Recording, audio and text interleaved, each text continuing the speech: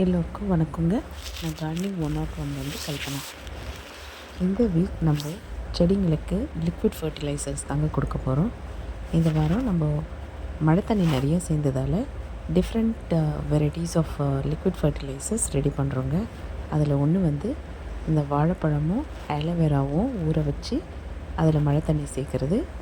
இன்னொன்று இந்த தண்ணியில் வந்து ஒரு 4 நாள் சேகரித்த சாதத்தை ஊற வச்சு அதையும் மழை தண்ணியில் சேர்த்து அது ஒரு ஃபர்டிலைசராக கொடுக்க போகிறோம்.